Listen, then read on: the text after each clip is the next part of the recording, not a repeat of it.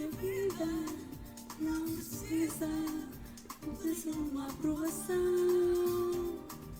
Se esta vida não precisa, cabe na palma da mão.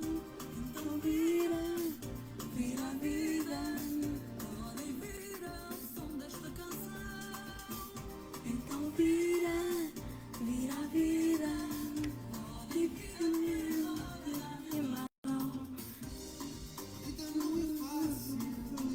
Não, Não vamos complicar, se já sabemos como é, quando temos é mais fácil. pois é. Então vem na boleia, não vamos cair mais a pé. Nossa vida não para, ser feliz é preciso. Mesmo com todas as palavras, não podemos perder um sorriso. Olá, boa noite. Estava aqui a aproveitar um bocadinho para dançar, eu adoro dançar. E eu tenho umas saudades enormes das festas do verão, do cheiro a farturas, do cheiro a algodão doce, o cheiro do cachorro quente, o cheiro do pão com chouriço. Mas mais ainda eu tenho as saudades de convivermos livremente com os amigos, convivermos livremente com as pessoas, de aproveitar esses momentos das festas de verão para vermos aquelas pessoas que só vemos geralmente anualmente e que só encontramos nesses momentos. Talvez quando digo também aconteça o mesmo que aconteceu comigo, porque realmente fomos assim enxutados para dentro de casa por causa desta pandemia.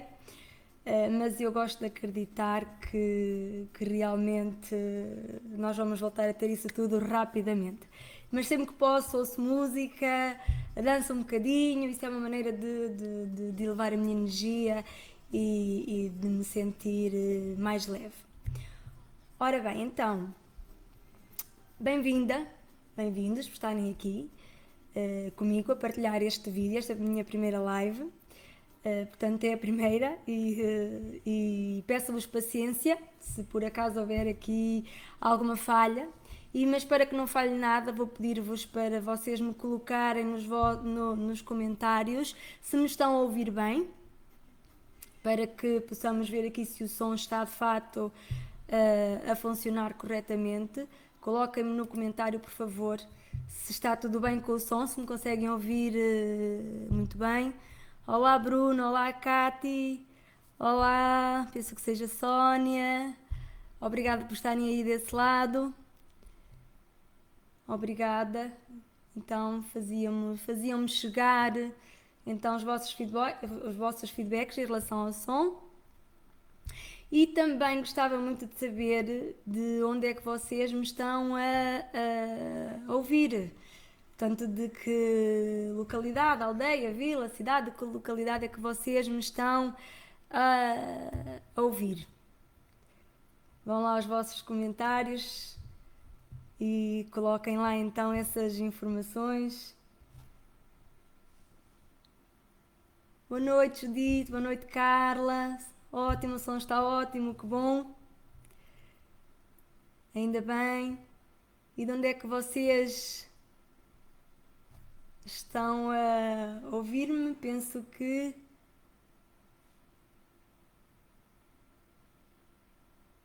deve ser um bocadinho por todo lado. Muito bem. Gostava também que, se achassem que esta live poderá ser benéfica para alguma pessoa que vocês conheçam, que marquem a pessoa nos comentários ou então que a partilhem. Porque afinal de contas, nós temos outras amigas mães que passam exatamente pelas mesmas situações que cada uma de nós passa e, portanto, se acharem que este conteúdo é um conteúdo que pode ser importante para outras pessoas que vocês conheçam, partilhem, por favor, esta live. E vamos então colocar aqui o tema que eu preparei para vocês hoje, que é o meu filho mentiu-me. E normalmente nestas situações nós ficamos muito chateadas, muito irritadas. Meu filho mentiu-me, mas porque é que ele mentiu? Quando ele vier para casa ele já vai ver como é que é. Pronto. Mas eu quero chamar-te um bocadinho à consciência deste assunto, porque a mentira tem significados diferentes consoante a idade. Por exemplo, para nós adultos, a mentira é o que não é verdade. Não é? Portanto, está claro para nós, dentro dos parâmetros da normalidade, da saúde mental, nós conseguimos diferenciar perfeitamente uma mentira de uma verdade. Mas para as crianças nem sempre é assim. Porquê? Porque elas não têm ainda o seu cérebro maduro e o seu cérebro desenvolvido ao ponto de entender que estão a mentir ou não estão a mentir. Isto depende muito da idade. Então eu vou falar-te em relação, vou especificar em relação a determinadas idades. Por exemplo, para uma criança com idade de entre 2 anos, 2 anos e meio, aquilo que acontece é que a verdade para ela é aquilo que acontece naquele exato momento. Ou seja, vamos expor aqui uma situação. Numa situação, imagina que tu colocaste o teu telemóvel em cima da mesa e o teu filho foi buscar o telemóvel e andou com ele.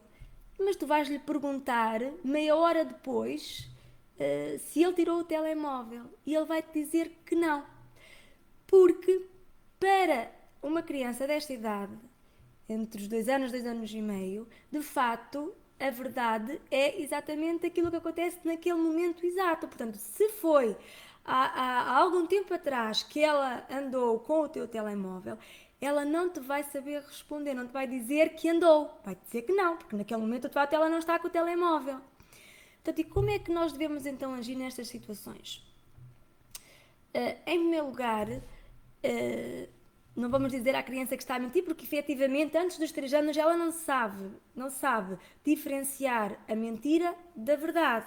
Então nós só conseguimos ajudá-la a desenvolver o pensamento, ou seja, nós podemos fazer a ligação com o momento em que ela foi buscar o telemóvel à mesa. E então podemos, por exemplo, dizer-lhe: olha, filho, eu pensei que eu te tivesse visto com o telemóvel quando estavas a brincar com o carro amarelo. E desta forma nós estamos a suscitar o desenvolvimento do pensamento do nosso filho para que ele possa de facto dizer que sim, que de facto pegou no telemóvel e onde o colocou. Portanto, lembra-te que uma criança antes dos 3 anos não sabe diferenciar uma mentira de uma verdade. E para ela, a verdade é aquilo que acontece naquele exato momento.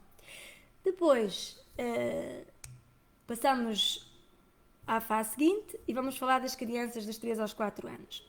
É nesta fase que as crianças começam a desenvolver a imaginação.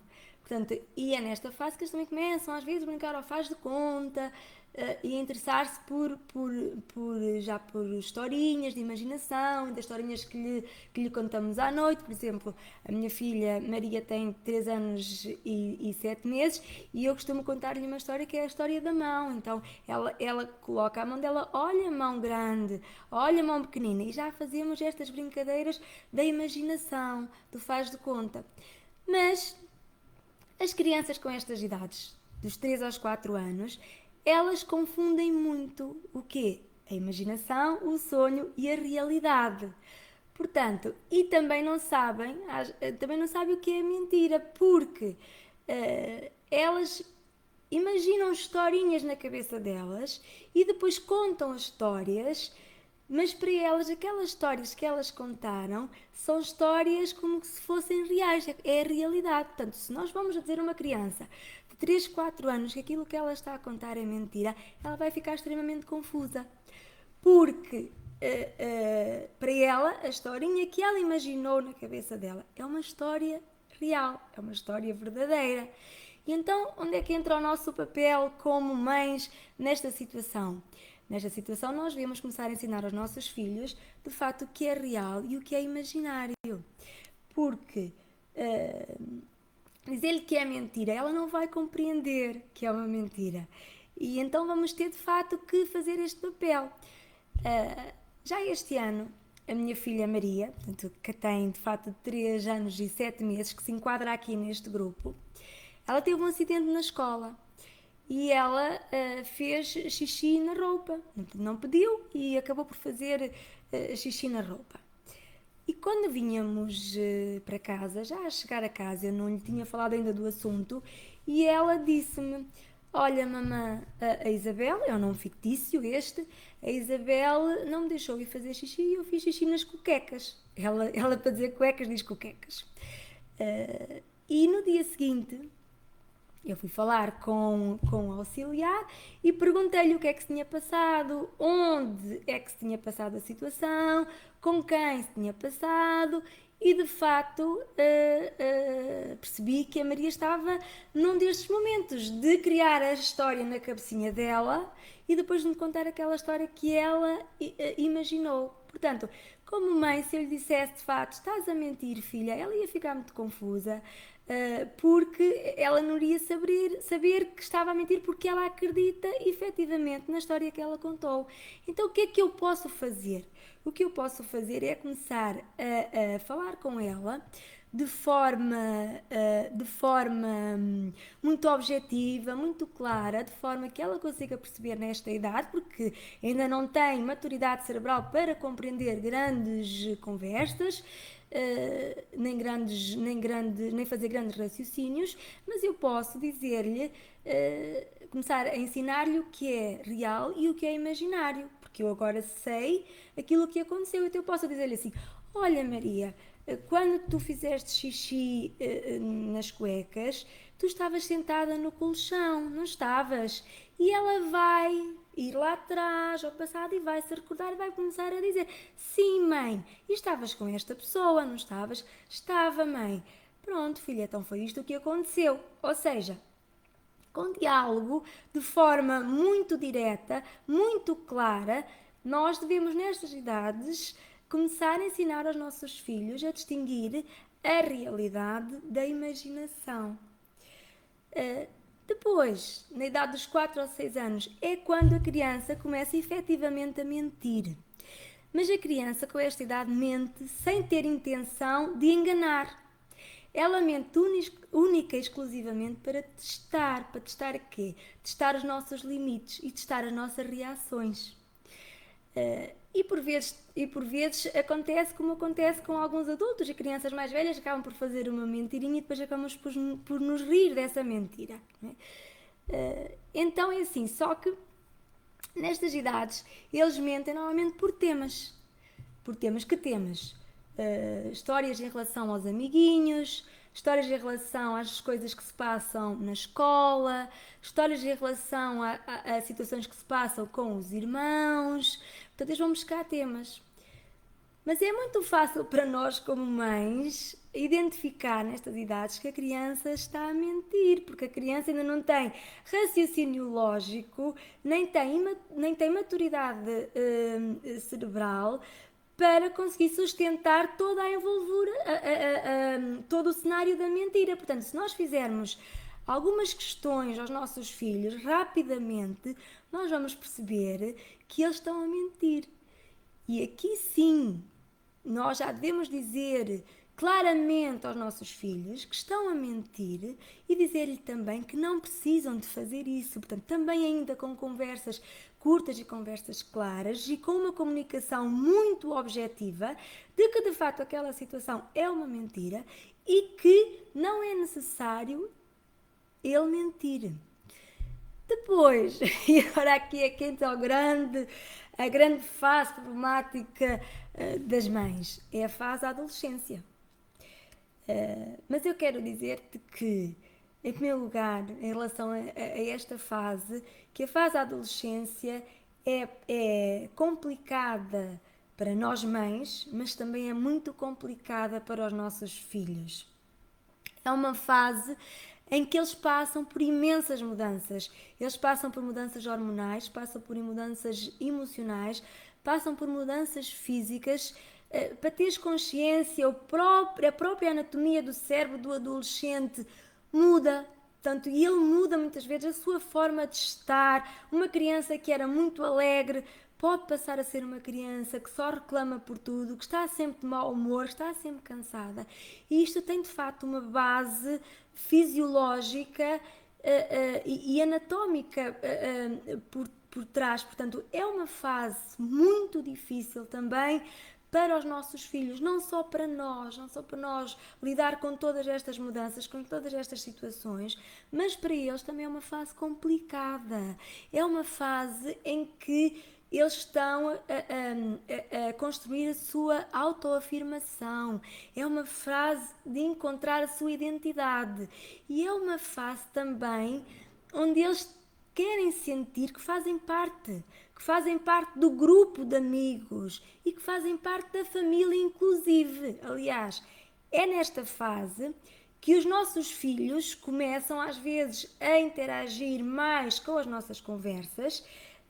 E muitas vezes nós até lhe dizemos: olha, esta conversa é uma conversa entre mim e a tua mãe, mas se é uma conversa entre mim e a tua mãe, nós não os devíamos ter à frente deles, não é? Porque de facto é uma fase em que eles querem sentir que fazem parte da família. E o questionar, o querer saber, é de facto para sentir que estão integrados e que participam nas conversas e que participam nas decisões. E é por isso que eles fazem então estas questões, porque têm a necessidade de se sentir realmente que estão integrados e que fazem parte do grupo de amigos e que fazem parte da família. Mas a forma, e na adolescência, voltando à questão da mentira, e na adolescência é de facto o período em que a mentira aparece mais e em que a mentira aparece mais sustentada. Porquê? Porque o adolescente já tem maior capacidade de criar a mentira, de criar as envolvências da mentira e de manter a mentira. Então é uma fase em que nós, mães, temos que ter um especial cuidado, uma especial atenção com a forma como nós interagimos com o nosso filho nestas situações. Nós devemos interagir com ele de forma a reforçar laços afetivos e a deixar o canal de comunicação aberto. Porque quando nós entramos naquela situação: tu mentiste, a Maria disse-me, a tia disse, mas eu vi, mas tu disseste-me que ias fazer isto e não fizeste. Isto é uma situação que vai tornar o nosso filho muito apreensivo. Há duas causas pelas quais o nosso filho mente. Ele mente ou pelo medo da consequência, da mentira, ou pelo medo da decepção. E isto significa que há reverência, portanto, que tu como mãe és importante para ele, porque ele tem medo de te decepcionar. Então, a tua reação deve ser uma reação, acima de tudo, de calma, de levar esta situação com muita calma e de falares com ele. E então, em vez de entrar nesta situação tu mentiste-me, de o julgar logo, eu vou dar-te 3 estratégias que são fundamentais e te vão ajudar imenso a lidar com o teu filho nesta situação. Em primeiro lugar, antes de o julgares, tenta perceber o que está por trás do comportamento dele. Pergunta-lhe, fala com ele. Diz-lhe o que é que te levou a mentir. Porquê é que tu fizeste isto? Tenta perceber antes de o julgares. Em segundo lugar, diz-lhe o que sentiste quando descobriste essa mentira. Diz-lhe o quanto ficaste magoada. Diz-lhe o quanto ficaste frustrada. Diz-lhe o quanto ficaste triste. Partilha com ele aquilo que tu sentiste. Tu és humana e ele é humano também. E quando ele vê que tu partilhas com ele os teus sentimentos, ele aprende também a partilhar contigo os sentimentos dele. E aprende também a partilhar contigo os momentos da vida dele. E em terceiro lugar, diz-lhe que tu queres construir uma relação com ele de mãe, amiga e filho, baseado na confiança. E a confiança só existe quando existe verdade. E se ele te mente, ele está a quebrar esse pacto de honestidade. E, portanto, tu deves fazer o teu filho sentir que ele jamais te vai perder como mãe, mas ele pode te perder como amiga. E ele não vai querer isso. Acredita que ele não vai querer isso. A forma como nós falamos e como agimos com os nossos filhos na adolescência faz toda a diferença entre eles aproximarem-se de nós ou afastarem-se de nós. E eu conheço muitos pais que perderam os filhos na fase da adolescência. Porque, como te disse, nesta fase eles já sabem muito bem mentir, já sabem muito bem encobrir as coisas, já sabem muito bem esconder coisas que podem ser essenciais. E quando o caminho for esse de esconder, o que vai acontecer é que tu vais deixar de saber quais são os problemas do teu filho, saber em que pessoa é que ele se está a tornar, no que é que ele se está a tornar, saber quais são as pessoas com que ele se está a relacionar. E nós já sabemos que a adolescência é uma fase problemática por várias situações e não vamos querer isto para os nossos filhos. O que é que nós queremos? Nós queremos estar próximas, nós queremos saber, nós queremos estar presentes, porque em algum momento que possamos ver que ele está a desviar da conduta, da linha orientadora que nós queremos para eles, nós podemos agir. Mas se nós não soubermos, nós não podemos fazer nada. E podemos acabar por perder o nosso filho na adolescência e ele afastar-se afetivamente de nós e comunicativamente, portanto, não partilhar connosco as coisas da vida dele. Porquê? Porque tem medo, porque se a nossa reação perante a mentira dos nossos filhos for uma reação muito negativa, muito apreensiva, eles vão ficar como? Eles vão fechar-se cada vez mais e vão mentir-nos cada vez mais com medo da nossa reação. Portanto, a forma como de facto nós interagimos com eles nestas situações é fundamental para que eles continuem ligados a nós e para que nós continuemos a saber aquilo que se passa com os nossos filhos e para que não os percamos na adolescência para situações às vezes muito graves, portanto, como a droga, como o alcoolismo, como o tabagismo. São situações graves e outras situações que eu tenho conhecimento enquanto orientadora de mães há muitos anos, que esta fase é de facto uma fase muito, muito, muito importante para nós orientarmos o nosso filho de forma mais positiva e de forma mais calorosa. É evidente que devemos corrigi-lo em relação às mentiras e é evidente que as consequências têm que ser apresentadas, eles têm que ter consequências em relação à mentira, mas de forma a que ele entenda que nós estamos aqui para o orientar e para lhe ensinar valores que não são só para este momento agora, não é só o agora que interessa os valores do futuro, interessa os valores lá à frente, e é isto que nós queremos para ele, é ensinar-lhe o valor da veracidade, da verdade, e que pode de facto contar connosco quando a postura dele se baseia nessa verdade para connosco. E há uma outra coisa que eu te quero... Mas antes disso eu vou-te contar um episódio que aconteceu com o meu filho mais velho.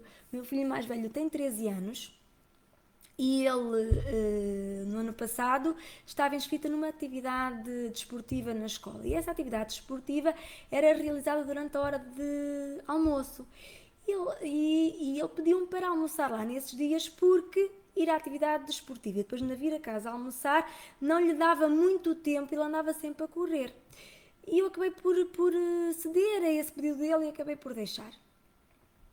E ele deixou a atividade e não me contou que deixou. Ele não me mentiu, mas omitiu-me essa situação. E nem conversa com a tia, depois contou-lhe que já não estava a fazer o ping-pong.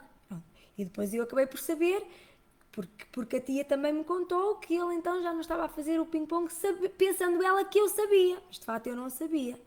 E eu aproveitei a situação de facto para lhe falar e utilizei estas 3 estratégias. Portanto, perguntar-lhe o porquê, porque é que ele fez isto, porque é que não me contou, além de lhe perguntar do porquê é que ele não me contou, disse-lhe também o que é que eu senti quando, de facto, não foi ele que me contou, quando eu soube por terceiros, eu fiquei muito magoada, muito triste, portanto, e disse-lhe que, de facto, se ele não me conta as coisas e não me diz, significa que eu não vou ter confiança nele. E se eu não vou ter confiança nele, eu vou deixar, eu não lhe vou permitir fazer certas determinadas coisas que ele quer, como por exemplo ter com os amiguinhos, né? Que ele está na fase de gostar já de passear com os amigos, porque eu não tenho a certeza de que ele de fato vá passear com os amigos. Porque se ele não me conta ou aquilo que está a acontecer ou que deixou de fazer, portanto, se não me diz a verdade, eu de facto não tenho base para dizer assim. O meu filho disse-me que vai passear com os amigos, mas ele pode ir fazer outra coisa qualquer. E eu fiz-lhe entender isto. E a verdade é que ele, a partir desse momento, tornou-se muito mais comunicativo comigo. E a maior parte dos dias eu já nem preciso de lhe perguntar como é que correu o dia.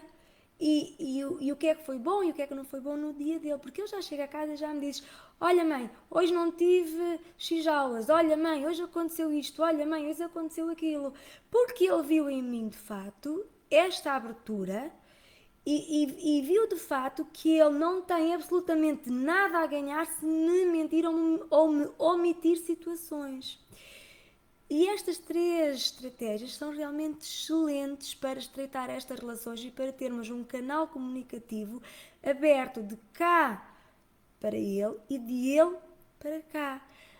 E portanto são estratégias muito boas que eu te quis passar hoje para que tu possas de facto implementá-las e ter também esta abertura para que tu não percas o teu filho neste momento de adolescência que é tão, tão, tão complicado.